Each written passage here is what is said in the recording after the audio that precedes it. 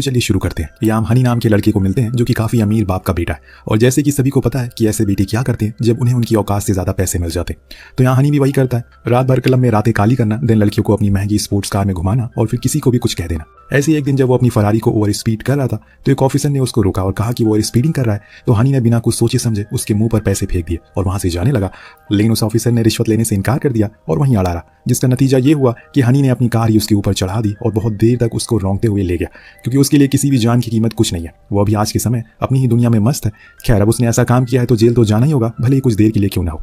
उसके डैड को बुलाया जाता है जिनका नाम हेनरी है। वो रशिया के सबसे अमीर आदमी में से एक है, इसीलिए सभी से उनकी जान पहचान है। यही वजह है कि वहाँ के इंचार्ज उसके बाप की वजह से उसे फ्री कर देता है, लेकिन हेनरी उस ऑफिसर से खुद माफी मांगने को तैयार था और जब तक वो ठीक नहीं हो जाता उसका पूरा खर्चा भी उठाने को। अब बाहर आने पर वो अपने बेटे को बहुत सुनाता है, लेकिन हर बारी की तरह वो उसकी बात को थोड़ा सा भी सीरियस नहीं लेता। यहाँ तक हेनरी ये भी कहता है कि आज से वो उसे पैसे देने बंद कर देगा। तो सुनकर हनी हंसना शुरू कर देता है, क्योंकि उसे पूरा यकीन है कि ऐसा कभी नहीं होगा और ना ही होने वाला है, जो कि हकीकत भी है। हेनरी की वाइफ की काफी पहले मौत हो गई और हनी उसका एक लौता बेटा है। यही वजह है कि वो उसकी सारी जिद के आगे हार जाता है, लेकिन अब ये चीज उसे परेशान करने लगी है। इसीलिए घर जाने पर वो अपनी गर्लफ्रेंड सारा से कहता है कि मैं अब इन चीजों से तंग आ गया हूँ, हमें कुछ करना चाहिए, वरना ये लड़का एक दिन मेरा सब कुछ डुबा देगा और मैं कहीं भी मुंह दिखाने लायक नहीं रहूंगा। वो उसे ये भी कहता है कि मैं तो अब इसे आर्मी में भी नहीं भेज सकता, क्योंकि मैंने ही आखिरी बार आर्मी डिपार्टमेंट से लड़कर इसे वापस बुला लिया।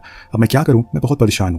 जब सारा उसे एक आदमी के बारे में बताती है जिसने कई लोगों को सुधारा है, बस उसका तरीका थोड़ा और उसे अलग है। वे अगले दिन वो दोनों उसके घर जाते हैं, लेकिन अंदर घुसने पर वो देखते हैं कि वो आदमी खुद को ही फांसी लगा रहा है, जो देखकर वो दोनों बहुत डर जाते हैं और फौरन ही पुलिस को कॉल लगाते हैं। लेकिन तभी एल्बर्ट बोलता है कि वेट, ये तो बस एक प्रैंक था, जो सुनकर हेनरी को बहुत ही अजीब लगता है। लेकिन एल्बर्ट का यही तो तरीका है काम करने का। वो कुछ ऐसी चीजें करता है जो एकदम असली होती हैं या फिर दिखने में असली होती हैं, लेकिन असल में वो होती फेक है। जैसे कि उन्होंने आज जो देखा वो भी उसके काम का एक नमूना था। पर यही नहीं, वो बताता है कि उसका एक कस्टमर है जिसको स्मोकिंग की आदत को छुड़वाना था, जिसके लिए उसने उसे अंगूठे को ही काट दिया, जो कि वो करके भी दिखाता है, पर वो फेक था। लेकिन उस दिन के बाद से उस बंदे ने कभी भी जिंदगी में सिगरेट नहीं पिया। उसकी ये सब हरकतें देखकर हेनरी जाने लगता है, क्योंकि उसे ये आदमी फ्रॉड लगता है। लेकिन सारा कहती है कि यही इसके काम करने का तरीका है, एक बार हमें ट्राई करके देखना चाहिए। कुछ दिन बाद हर बारी की तरह हनी क्लब से बाहर आता है कि तभी उसकी नजर पड़ती है अपनी फरारी पर, जो कि कोई टो करके जा रहा था। वो उसके पीछे भागता है कि तभी उसकी टक्कर एक कार से होती है और वो वहीं बेहोश हो जाता है। दिन जब अगली बार उसकी आंख खुलती है तो वो एक भैंसों के तबेले में था। उसके कपड़े चेंज हो गए थे, ऐसा लग रहा है कि मानो कोई दिहाड़ी मजदूर हो। उसे तो लगता है कि शायद किसी ने उसकी इज्जत को लूट लिया और उसके कपड़ों को भी। तभी वहां पर आर्थर नाम का आदमी आता है, जो उससे कहता है कि चलो जल्दी हमें घोड़ों को तैयार करना है, मालिक किसी भी समय आने वाले होंगे। हनी को कुछ समझ नहीं आता कि ये सब चल क्या रहा है, इसीलिए वो आर्थर को लात मारकर पीछे कर देता है कि तभी वहां पर एक आदमी आकर उसे घसीटते हुए बाहर ले जाता है, जहां हम इस गांव के मालिक दमित्री को देखते हैं, जो बहुत ही ज्यादा सख्त है। वो उसे कहता है कि अगर इसने अब फिर से घोड़े को ना तैयार करने को बोला तो इसको 100 कोड़ों की सजा देना। लेकिन दोस्तों अगले दिन भी वही होता है, इसलिए हनी को कोड़ों की सजा दी जाती है। पर कुछ ही कोड़ों के बाद वो भागना शुरू कर देता है और गांव वालों से अपने लिए मदद मांगता है। वो उनसे पुलिस को फोन करने को कहता है, लेकिन सब उसकी ओर ऐसे रिएक्ट करते हैं जैसे कि मानो उसने क्या ही बोल दिया। और तब हमें असली यहाँ पर प्लॉट समझ आता है। दरअसल दोस्तों ये समय 1830 का है, रशिया का कोई गाँव है, जहाँ पर हनी न जाने कैसे लेकिन टाइम ट्रैवल करके पहुंच गया और यही बात उसे समझ नहीं आ रही है। सभी को लगता है कि वो पागल हो चुका है। उधर दमित्री उसे गाँव से भागने की सजा देता है, जो कि थी मौत। उसे सबके बीच में फांसी के फंदे पर टांगा जाता है, लेकिन इतने में वहां पर आधी आ जाती है दमित्री की बेटी, जो कहती है कि वो हर दिन किसी न किसी को ऐसे मरते हुए देखकर तंग आ चुकी है। अब ये सब नहीं चलेगा, आज उसका जन्मदिन है, कम से कम आज के दिन तो ये सब ना हो। उसके पिता मान जाते हैं और उसको अस्तबल में जाने को कहते हैं। वहां जाकर हनी को थोड़ा थोड़ा समझ आने लगता है कि उसे किसी ने लूटा नहीं है, बल्कि वो टाइम ट्रैवल करके यहाँ पर आ गया। इस बीच वो ऊपर देखता है तो वहां पर एक चील उड़ रही थी, पर दोस्तों वो चील नहीं बल्कि एक ड्रोन था, जो गांव से दूर एल्बर्ट एक टेंट के अंदर से उड़ा रहा था। दरअसल ये पूरा प्लान एल्बर्ट का ही होता है, जिसका खर्चा हेनरी उठा रहा था, क्योंकि उसे अपने बेटे को सुधारना है। इन्होंने जंगल के बीच एक पूरा सेटअप बनाया है, पर जब हनी को कोड़े लग रहे होते तो हेनरी को बहुत बुरा लगता है, इसीलिए वो ये सब बंद करने को कहता है। लेकिन एल्बर्ट समझाता है कि हम ये सब उसकी भलाई के लिए कर रहे हैं। इसी बीच कुछ कैरेक्टर आ जाते हैं जिनका पैकअप हो गया था। सभी को कोई भी मॉडर्न चीज पहनने को मना किया गया था, क्योंकि ऐसे में उनका प्लान खराब हो सकता। वहाँ गाँव में हम देखते हैं कि रात होने पर हनी फिर से उसी अस्तबल में सोने के लिए चला जाता है और सोचने लगता है कि क्या वो हमेशा के लिए इस सिचुएशन में रह जाएगा या फिर कभी यहाँ से बाहर निकलेगा। और फिलहाल तो उसे कल सुबह जल्दी उठना है, इसीलिए वो जल्दी से सो जाता है। सुबह उठने पर जंगलों में जाता है टॉयलेट करने के लिए, दिन घोड़ों को तैयार करता है, जिसमें उसे सबसे ज्यादा डर लगता है। उसने हमेशा फरारी के हॉर्स पावर का मजा चखा है, आज उसे असली हॉर्स पावर देखने को मिलती है। जैसे तैसे करके वो उस दिन उस घोड़े को तैयार कर देता है, पर अगर किसी दिन उसे वो नहीं हो पाता तो उस दिन उसे कोड़े खाने को मिलते हैं। अब धीरे धीरे समय बीतने लगता है। उसकी और आर्थर की जोड़ी अच्छी जमने लगी थी, क्योंकि वो उसे वहाँ के कामों को सिखाने लगा था। लेकिन हनी को एक दिन दमित्री की बेटी आथिया रोते हुए सुनाई देती है। जब वो उसके पास जाता है तो वो बताती है कि उसके पिता ने उसकी शादी किसी बूढ़े आदमी से करवा रहा है। दरअसल दोस्तों एल्बर्ट का मानना था कि अगर किसी बिगड़े हुए इंसान को सुधारना है तो सबसे आसान तरीका होता है प्यार, जो कि अभी वो करवाना चाहता है उससे आथिया से। लेकिन हनी को उसके रोने से कोई फर्क नहीं पड़ता। वो तो कहता है कि ये तो अच्छी बात है, उसके मर जाने के बाद तो उसकी सारी प्रॉपर्टी तुम्हारी हो जाएगी, फिर तो मैच करना।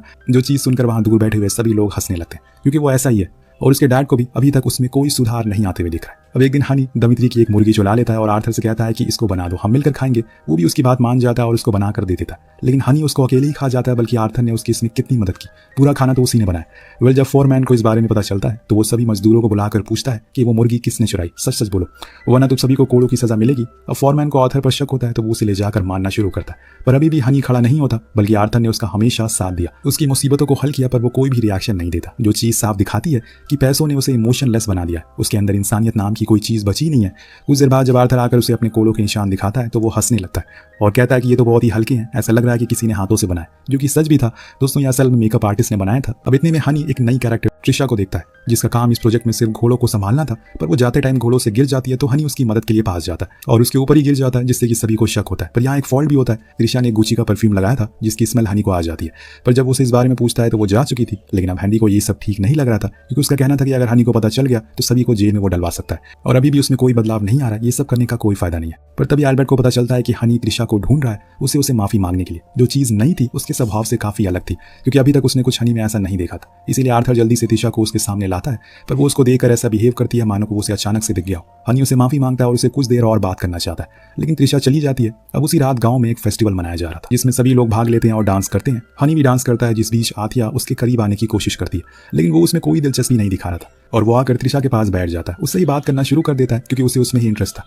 हनी कहता है कि यहाँ के लोग बात क्यों नहीं करते, तुम सब लोग कितने अजीब हो, हमारे वहाँ 21वीं सेंचुरी में सब बहुत रिलैक्स होते हैं। तो वो ये कहकर वहां से चली जाती है कि ठीक है, खुश रहो। लेकिन उसके जाने से हनी काफी उदास हो जाता है, इसीलिए वो फिर से उसके पास आकर बैठ जाती है और उसकी बातों को सुनना शुरू करती है।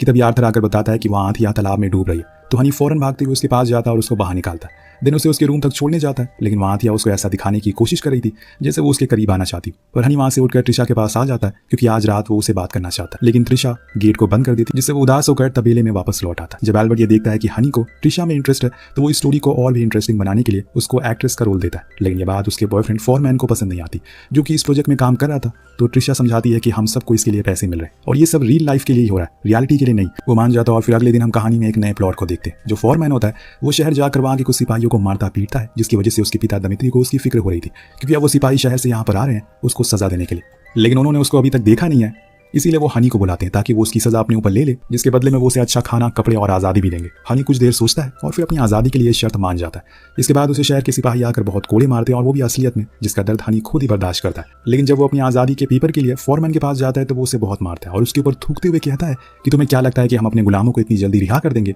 अब ये देखकर हनी को बहुत गुस्सा आता है। उसने पूरा मन बना लिया था कि आज वो उसे मार ही देगा, लेकिन न जाने आखिर में क्या होता है, वो वहां से उठकर बाहर आ जाता है। यहाँ स्टूडियो में सभी लोग बहुत मायूस हो जाते हैं, क्योंकि वो चाहते थे कि कम से कम हनी अपने हक के लिए तो लड़े, लेकिन उसने ऐसा नहीं किया। न जाने उसके मन में क्या चल रहा है। धीरे धीरे करके समय बीतना शुरू हो जाता है। हम देख पाते हैं कि त्रिशा के साथ काफी समय बिता रहा है, उसे अब अच्छा लगने लगा है और कहीं ना कहीं वो उसके करीब भी आ गया। एक दिन जब वो दोनों बाहर खेतों में घूम रहे होते हैं तो हनी देखता है कि आसमान में उड़ रही वही चील, जो कि एक ड्रोन है, वो अजीब सी हरकत कर रही है। ऐसा लग रहा है कि वो उनके ऊपर गिर जाएगी। अब स्टूडियो में फॉरेन टेक्नीशियन को बुलाया जाता है। उधर त्रिशा भी परेशान हो जाती है कि कहीं पूरी पोल ना खुल जाए, पर उसे संभाल लिया जाता है। और वहाँ त्रिशा ये कहकर बात टाल देती है कि इस चील को बचपन से वो देख रही है, वो उनकी रक्षा करती है। वहाँ घर में बैठे दोनों आथिया और फोरमैन इस बात से दुखी थे कि उनके कामों को छीन लिया गया। लाइक त्रिशा को मेन लीड का रोल दे दिया गया, वहीं फोरमैन की गर्लफ्रेंड अब किसी और के साथ घूम रही है। दोनों एक दूसरे की सिंपैथी को लेते लेते ये भूल जाते हैं कि वो इस प्रोजेक्ट में भाई बहन है। इधर जब त्रिशा और हनी तबेले से गुजर रहे होते हैं तो उन्हें कुछ अजीब सा लगता है। वो अंदर जाते हैं तो देखते हैं वहां पर वो दोनों इंटीमेट हो रहे हैं, जो देखकर त्रिशा का दिल टूट जाता है, क्योंकि उसे असलियत पता है पर हनी को कोई आइडिया नहीं था। और वहाँ त्रिशा का मूड ठीक करने के लिए हनी खुद के हाथों से डेकोरेशन करता है, उसको सरप्राइज देता है और दोनों साथ में खाना भी खाते हैं, जिस दौरान वो उसे बहुत सी बातें बताता है। फिर दोनों बाहर वॉक के लिए जाते हैं, जहाँ हनी उसे कहता है कि अगर तुम मेरी दुनिया में होती तो मैं तुमसे कब का शादी कर चुका होता। मुझे मौका मिला था आजाद होने का, लेकिन उन्होंने मुझे धोखा दिया, पर मैंने उसे मारा नहीं। पता है क्यों? क्योंकि मैंने फोरमैन की शक्ल में खुद को देखा। मैं भी तो ऐसा ही था, किसी की भी फीलिंग को ना समझता था। मेरे लिए किसी की इमोशन, किसी का पेन कुछ नहीं था, इसीलिए मैंने उन्हें उस दिन उससे कुछ नहीं कहा। त्रिशा उसके अंदर इतनी सुधार को लेकर खुद उससे अट्रैक्ट होने लगती है और फिर आखिर में आकर उसे किस भी कर लेती है। देन सीन शिफ्ट होता है और हम असल दुनिया को देखते हैं, जहां पर आतिया एक इंटरव्यू में खुलासा कर देती है कि रशिया का सबसे अमीर आदमी ने खुद के बेटे को बंदी बना रखा है। ये न्यूज़ आग की तरह फैल जाती है, जिससे कि पुलिस को भी हरकत में आना पड़ता है। वो अनाउंस करते हैं कि हम जल्दी वहां जाएंगे। जब ये चीज़ हैंडी देखता है तो वो कहता है कि हमें ये सब जल्दी से बंद करना होगा, पर एल्बर्ट का कहना था कि अभी उनको आने में समय लगेगा, तब तक मैं इस प्रोजेक्ट को एक आखिरी कट दे सकता हूँ। वो त्रिशा और हनी दोनों ही गांव के बाहर बैठकर बातें कर रहे होते हैं, जिसमें त्रिशा हनी को बताती है कि अगर वो कभी बिछड़ जाए तो वो ये नहीं सोचेगा कि ये सब झूठ था। वो उसे असली में प्यार करती है। उसको अच्छे से पता था कि आज का दिन आखिरी दिन है इस प्रोजेक्ट का, पर वो उसे सच में प्यार करती है। इस बीच वहां पर आर्थर आकर उन्हें बताता है कि मंगोल्स ने हमला कर दिया गांव पर, हम सभी को चलना होगा। त्रिशा आर्थर के पीछे पीछे जाने लगती है, लेकिन हनी डर गया था, इसीलिए वो गांव से बाहर भागने लगता है। लेकिन फिर उसे त्रिशा का ख्याल आता है और वो वापस आता है। देखता है कि मंगोल गांव की कुछ लड़कियों को पकड़कर जबरदस्ती कर रहे हैं, लोगों को मार रहे हैं, पीट रहे हैं। इतने में वो त्रिशा को भी पकड़ लेते हैं, तो वो हनी से मदद मांगती है। उसकी आंखों में आंसू थे, उसे लग रहा था कि वो उसकी मदद के लिए आएगा, पर दोस्तों वो डर के वहां से तबेले की ओर चला जाता है। जो देखकर स्टूडियो में बैठे उसके पिता कहते हैं कि सब कुछ खत्म हो गया, इसका कुछ नहीं होगा, चलो ये सब बंद करो, पुलिस भी आने वाली है। लेकिन एल्बर्ट को यकीन था कि वो जरूर आएगा। इस बीच हनी के ऊपर वही चील उड़ने लगती है जो कि ड्रोन था, पर त्रिशा ने उसे बताया था कि उसकी ये देवी है जो उसकी मदद करेगी। हनी को लगता है कि शायद वो भी उसे यही कहना चाह रही है कि जाकर त्रिशा की मदद करो। फिर क्या था, वो हीरो की तरह घोड़े पर बैठकर उन सभी मंगोलों के बीच त्रिशा को बचा लेता है और गांव से दूर जाने लगता है, जो देखकर स्टूडियो के सभी लोग बहुत खुश होते हैं क्योंकि वो यही तो चाहते थे। इतने में वहां पर पुलिस आ जाती है, पर ये लोग कहते हैं कि वहां पर शूटिंग चल रही है। असल में त्रिशा और हनी भी काफी दूर निकल चुके थे, इसीलिए उन्हें कोई शक नहीं होता। वो वहां से चले जाते हैं। इस बीच हम देखते हैं कि त्रिशा भागते भागते रोड पर आ जाता है, जहां उसे एक पेट्रोल पंप दिखाई देता है, जिससे कि वो एकदम हैरान हो जाता है और वो कुछ पूछ पाता कि तभी एक एरो आकर उसे लगती है और वो वहीं बेहोश हो जाता है। जब उसकी आंख खुलती है तो वो अपनी कार के सामने खड़ा हुआ था। उसे कुछ समझ नहीं आ रहा कि असल में ये सब क्या हो रहा है। क्या त्रिशा बस एक सपना था? क्या उसने वो सारे दिन जो गांव में बिताए वो बस एक वहम था या फिर हकीकत? पर उसके पास कोई जवाब नहीं था। इसके बाद उसे अपनी पहली वाली जिंदगी में ढलने की बहुत कोशिश की, पर ऐसा हो नहीं पा रहा था। एक दिन वो उस ऑफिसर के पास जाता है जिसको उसने कुचल दिया था। हनी उसे माफी मांगता है। जी हाँ दोस्तों, उसने उसे माफी मांगी और अपनी फरारी उसे गिफ्ट करके वहां से वापस आ जाता है। अब इसी तरह से एक दिन जब वो क्लब में होता है तो उसे वहां पर फॉरमैन और आथिया दिखाई देते हैं, जिसके पास वो तुरंत ही जाकर त्रिशा के बारे में पूछता है, तो वो उसे ऐसा रिएक्ट करते हैं जैसे उन्होंने उसे पहली बार देखा। इस समय तक हनी को भी लगा था कि शायद वो सब कुछ जो भी उसने देखा वो एक सपना था, इसीलिए वो उनसे सॉरी कहकर वहां से चला जाता है। पर आथिया को उसकी हालत पर तरस आता है, इसीलिए वो उसे ले जाकर एक हॉर्स यार्ड में छोड़ देते हैं, जहां पर फाइनली हनी त्रिशा को देख लेता है। वो दूर से ये पूछता है कि क्या जो कुछ भी गांव में हुआ वो सच था। वो गर्दन हिलाकर उसके सवाल का जवाब दे देती है और रोते हुए कहती है कि उसने उसे बहुत मिस किया।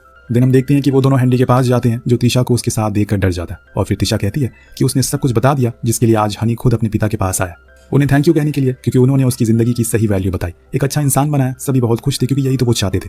कहानी के आखिरी सीन में हम देखते हैं कि एक और अमीरजादे को उसी गांव में लेकर आया गया है, जिसका इंचार्ज अब हनी है, जिसके साथ ये कहानी यहीं पर खत्म हो जाती है। दोस्तों, जब किसी इंसान को आसानी से बिना मेहनत के बहुत दौलत मिल जाती है तो वो उसकी वैल्यू भूल जाता है। इसीलिए उसे एहसास दिलाना जरूरी है कि वो दौलत कैसे कमाई जाती है, कई लोग उसके लिए कितनी मेहनत करते हैं, और ये चीज हनी के डैड ने उसे एहसास दिलाई। वेल, आपको कहानी कैसे लगी नीचे कमेंट करके जरूर बताएगा। मिलते हैं अगले वीडियो में। Thank you so much watching. Peace out.